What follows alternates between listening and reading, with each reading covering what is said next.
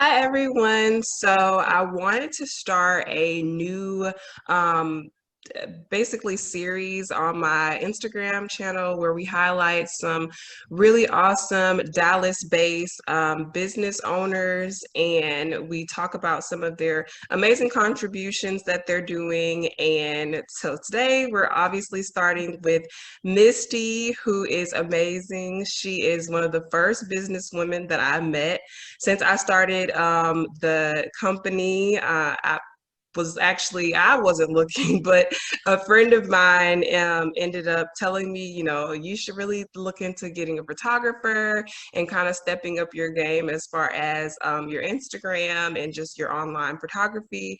And the first thing that popped up on Google was photography by Misty, and reached out to her, told her my vision, and it literally to this day is one of my favorite photo shoots that we've done for Gold Soul Candle Company. And ever since then, we've been really just like we've clicked from the beginning.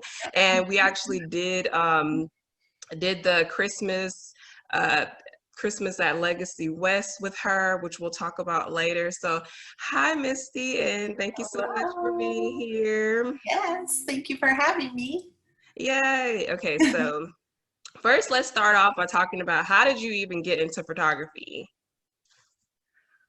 Oh, so my degree's in journalism. So as a small-time journalist, I had to take pictures too. And so it kind of started from there in the dark room. If that doesn't age me, I don't know what does. And then I had beautiful babies. We're going to fast forward a bunch here. I had beautiful babies, took tons of pictures of them. And then when my second child was born, I had big photo shoots when each of them turned one. And the lady who photographed my son at 1 year old, I said, well, what's it take to work for you? And she hired me. She had a franchised business where she sent me to training, and when a great day was based on how much fun I had, and I'd always had a passion for people, hence the journalism. And so I thought it was people's stories, but then I discovered it's people's stories and people's faces. And yeah, her business couldn't handle employees anymore. And I was struggling to figure out what I was going to do, but still give me the flexibility to be with my kids as much as possible. And that's how Photography by Misty was born. That's awesome. Okay, so the real reason also that I brought you on here as one of our first guests is because what I love about you is how involved you are and what a great heart you have. It's like when you combine great business and great heart, like I just feel like it brings so much more to a community because I mean, there's only so much that, individuals can do, but when you have a business and you're able to highlight certain things and get certain things done, it's like even better. So what inspired you to kind of get involved? Were you always involved in the community? And what about the So I'm kind of one of those unofficial people. I don't necessarily like to be involved on an official level, and not because not really for any other reason except I kind of just go with my gut and how I'm feeling, and sometimes officialness feels a little fake, or maybe it's just for show. But anyway, now I am official on a lot of levels, but no, it did not start off that way. So just giving where I feel like giving, just making somebody's day by actually just talking to somebody I don't know. And I don't know.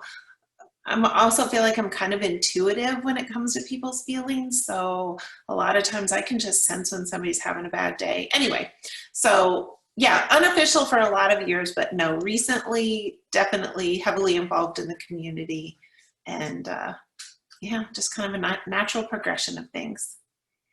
So one of the things is you are involved in the Plano Chamber of Commerce. You're actually on the board.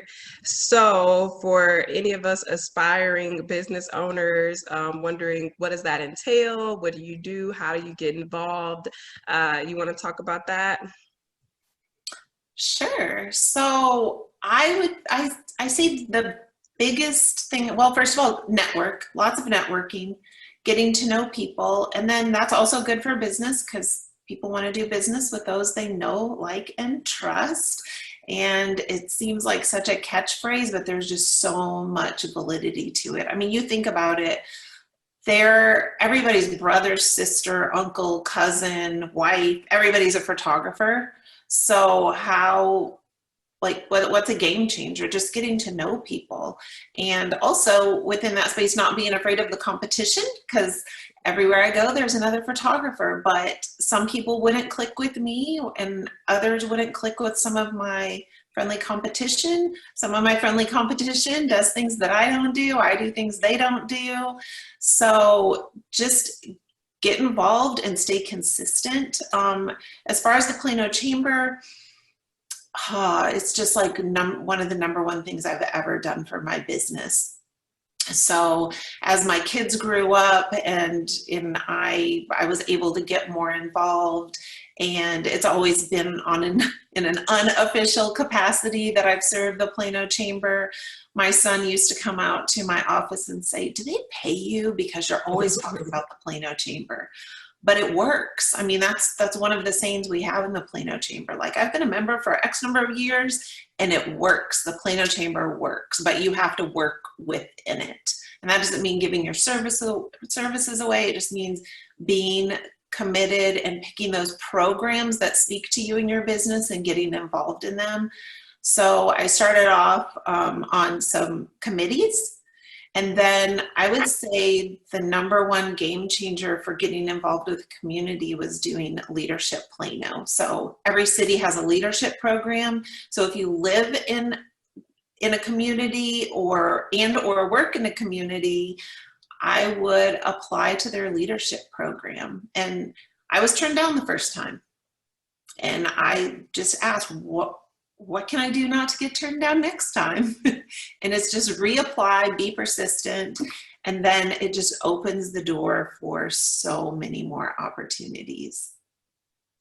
And so for people who don't know, that leadership program is more like a few weeks of kind of some different learning, correct?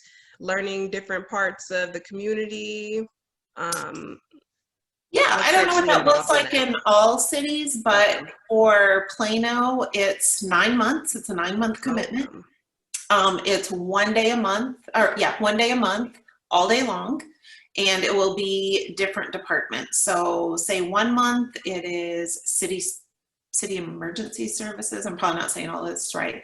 Where you go to the fire department, you go to the court system, the juvenile detention center, you go to the various hospitals, and they have programs, you listen, you interact. What are some of the others? We did one where we set up a faux city with different neighborhoods and different departments, and that was intense. Like, I almost made some enemies that day. Because then politics are involved, and when politics are involved, people's claws come out.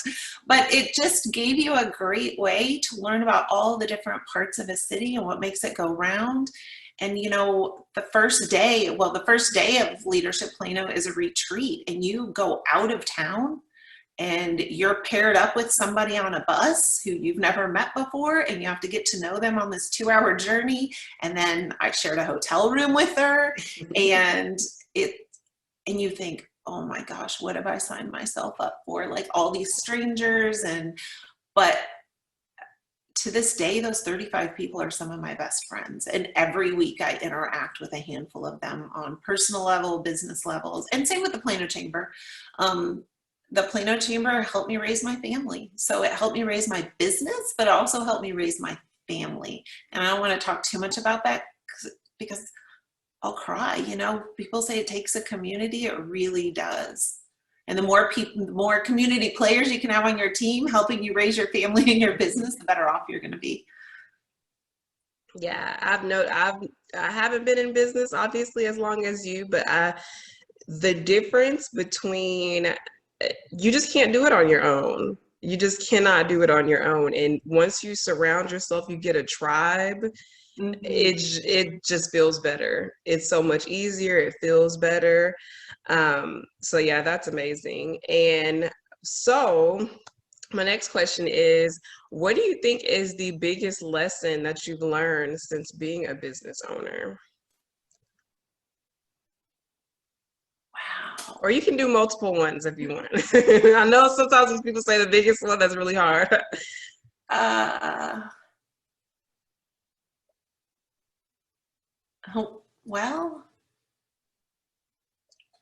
I don't know why this jumps into my head first, but just you can never really relax. Maybe that's not encouraging, right? But you come off like a big project or a big event, and it's like the money's rolling in, and you're like, oh wait, no, I can't do that. Like I can't sit back and relax. Like what's next? And just always being on the ball. And you know what? I think the other one is get help.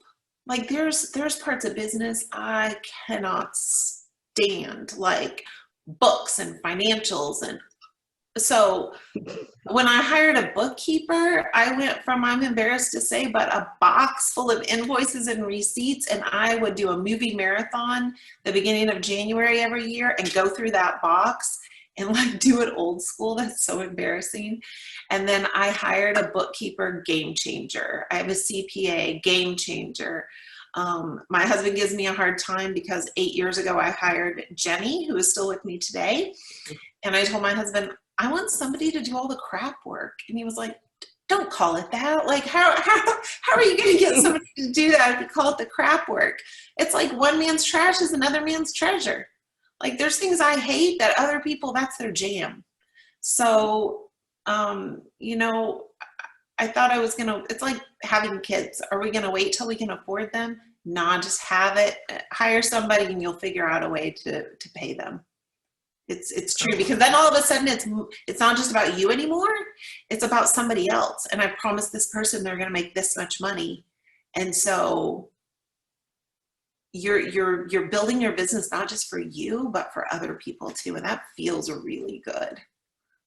Wow, that's a good one because that's me too. It's the financials, it's the numbers. I'm a creative person, and obviously you being a photographer, you're the creative person as well. So I think sometimes when you think that way and you're like super like, oh, I just want to create, and then it's like actually there's so many structural things that happen on the back end that like that's the real tough work.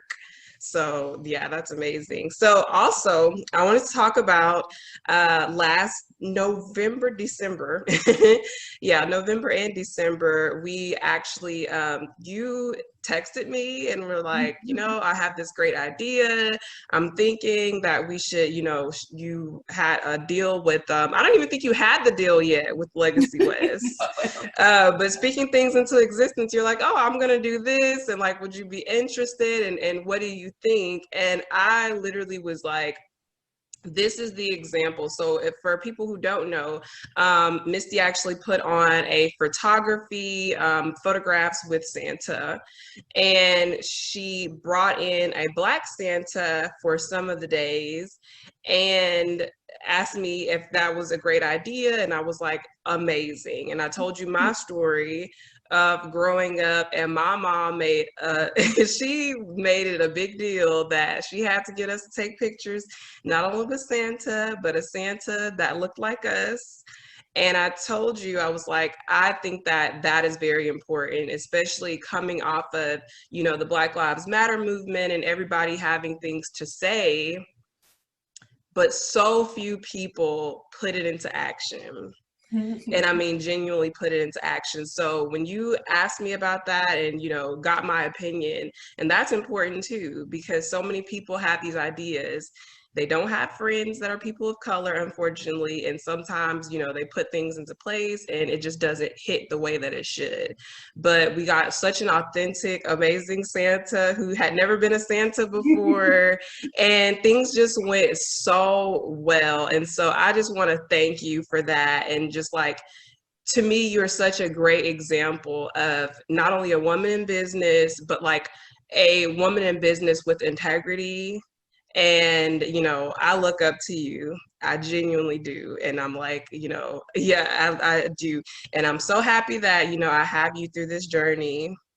So happy you had this interview with me. For the people that don't know, this is actually our second time doing this, unfortunately, because the first time I was having so many technical difficulties. But just like with Misty, she's always there and she's like never like, oh, that's just no big deal. Like, let's do it again. So I really appreciate that.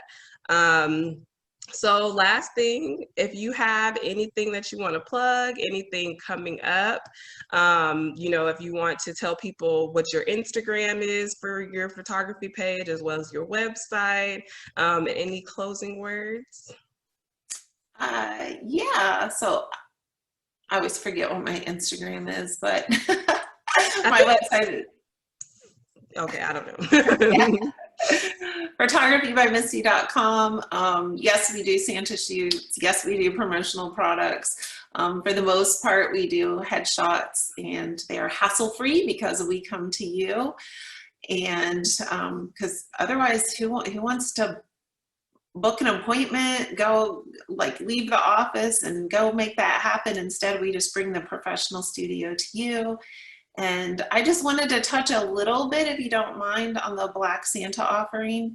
And not necessarily just that, but you know, Maisha said that I called to talk to her because I wanted to make sure my words were right. I wanted to make sure that a white woman offering a Black Santa wouldn't come across the wrong way.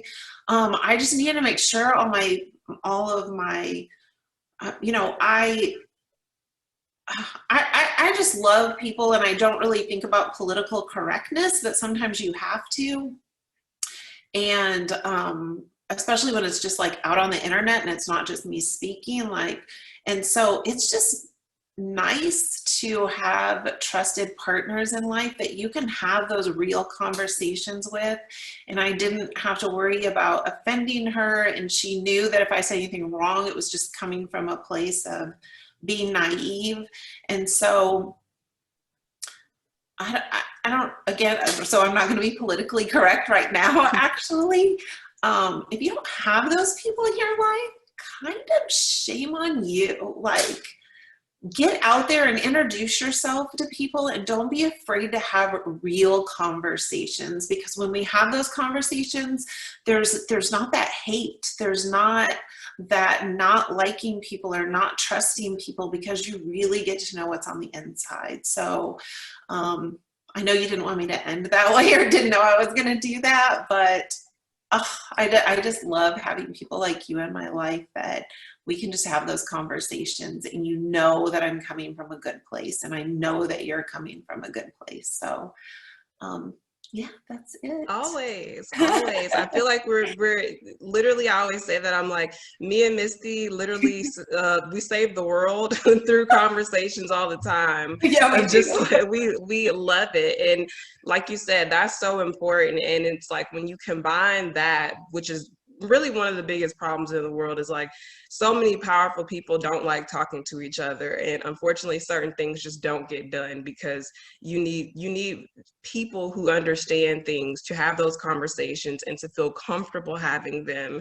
And just putting it out there, if anybody watching this is ever like, you know, hey, I have a great idea, but I've always been afraid to, you know, speak up about it, or I don't know exactly how to go about it, I think that we are two people who are always available to have that conversation and to let you know whether, you know, that's a great idea, or, you know, anything that you should change, or even if you need some support, because we're always helping out. So thank you again, Misty, for talking to me. This was fun. I'm so excited. I hope you guys enjoy this.